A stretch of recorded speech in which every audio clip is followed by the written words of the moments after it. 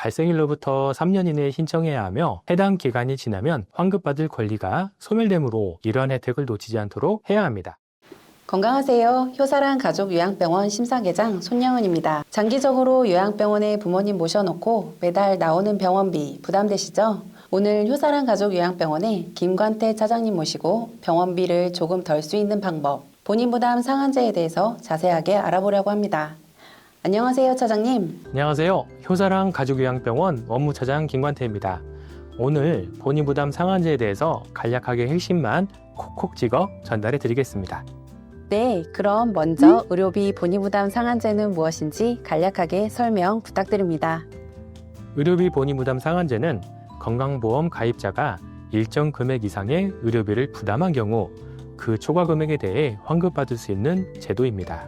세부 기준을 보면 소득 분위별로 차등 적용되며 소득이 낮을수록 상한액이 낮아지고 소득이 높은 경우 상한액이 높아지는 구조입니다. 그렇군요. 그럼 다른 병원에 계시다가 혹은 여러 군데 의료기관에 입원하셔서 발생한 본인 부담금은 어떻게 되는 건가요? 당해년도 모든 병원 의원에서 진료 및 입원을 한 경우 합산된 연간 본인 부담금이 상한액을 초과하면 초과 금액을 그 다음 해 대략 8월경에 환급받을 수 있습니다. 8월경 환급받을 수 있다고 하셨는데 그럼 환급금 신청 방법은 어떻게 될까요?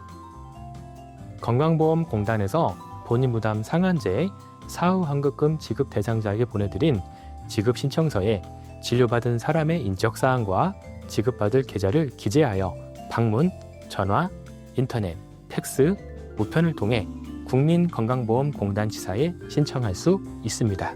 지금이라도 알게 돼서 다행인데 늦게 알아서 놓쳐버린 환급 금액은 받을 수 있을까요? 네, 환급금은 발생일로부터 3년 이내에 신청해야 하며 해당 기간이 지나면 환급받을 권리가 소멸되므로 이러한 혜택을 놓치지 않도록 해야 합니다. 차장님, 요즘은 보험 가지고 계시는 부모님들도 상당히 많은데 실손보험이 있는 경우는 어떻게 지급이 되나요? 우선 보험금 지급의 전개를 보자면 피보험자가 의료기관에서 의료비를 실제로 부담한 본인 부담금에 대하여 실제 피보험자의 손해를 보상한다라고 규정되어 있는 바 상한제에 따른 감면된 의료비는 실제로 피보험자의 의료기관에 지급하지 않았거나 지급하였어도 사후에 환급될 금액이므로 실손보상 원칙에 따라 지급되지 아니한다라고 되어 있습니다. 이는 특정 연도 이를 가입한 실손보험 약관에 해당하므로 개인적으로 이를 확인해 보는 것도 좋을 듯 합니다. 정말 알면 알수록 좋은 제도인 것 같은데요.